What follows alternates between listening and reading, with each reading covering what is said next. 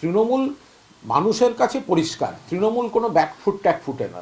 তৃণমূল ওরা লুকিয়ে চুরিয়ে আমাদের তথ্য ভাণ্ডার সরাতে গেছিল। তৃণমূল নেত্রী ফ্রন্ট ফুটে খেলেছেন, দিনের আলোয় খেলেছেন, জনগণের চোখের সামনে খেলেছেন। তিনি তার দলের তথ্য ভাণ্ডার প্রোটেক্ট করেছেন, বাকি দেখা যাবে আইনে। প্রবল জরুরি, বিস্ফোরক সব তথ্য। তাহলে 5 বছর কি 6 বছর কি একটা এজেন্সি ঘুমোতো? আর ঘুমটা কখন ভাঙলো? যখন পশ্চিমবঙ্গে বিধানসভা নির্বাচন জানুয়ারির মাঝখানে হয়ে গেছে, সামনে বিধানসভা ভোট। এখন ওদের মনে হলো যে 2020 সাল 21 সালের মামলা, সেই সময় আইপ্যাকের মালিক প্রশান্ত কিশোরের বাড়ি যাওয়ার দরকার নেই।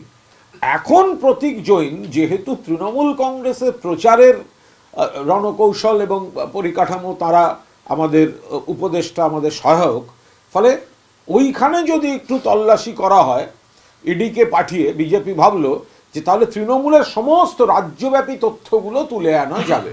এখন মমতা বন্দ্যোপাধ্যায় বাংলার বাহিনী, তিনি তার দলের, আমাদের দলের তথ্য ভাণ্ডার চুরির এই চেষ্টাকে প্রতিহত করেছেন। এটা 5-6 বছর আগের মামলা, এতদিন ধরে তারা ঘুমোচ্ছিল। এখন যেহেতু ওই সংস্থা এবার আসন্ন নির্বাচনে আমাদের প্রচারে সহায়ক এবং উপদেষ্টা, তাদের কাছে আমাদের যে প্রচারের তথ্য ভাণ্ডার ছিল, ঘুরপথে বিজেপি দখল করার জন্য এগুলি করেছে। এবার আমাদের যেই মূল অভিযোগ, সেই অভিযোগ অটুট রয়েছে। এবার সেই অভিযোগের চাপে পড়ে গিয়ে এখন ইডুকে বলতে হচ্ছে যে আমরা কিছু সিজ করিনি ইত্যাদি ইত্যাদি।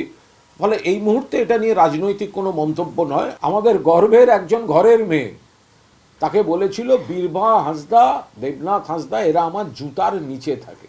তো এর থেকে ধরে নিন না, এখন লোক দেখানো, ওই ইডিও যেমন লোক দেখানো ভোটের আগে, ঠিক ভোটের টাইমিংয়ের জন্য বাড়ি বাড়ি কি বলে ওই এসআইআরের, ইলেকশন কমিশনের বাড়ি বাড়ি চক্রান্ত, ইডির হচ্ছে তল্লাশি চক্রান্ত, আর বিজেপি নেতাদের লোক দেখানো নাটক সারা বছর দেখতে পাওয়া যাবে না।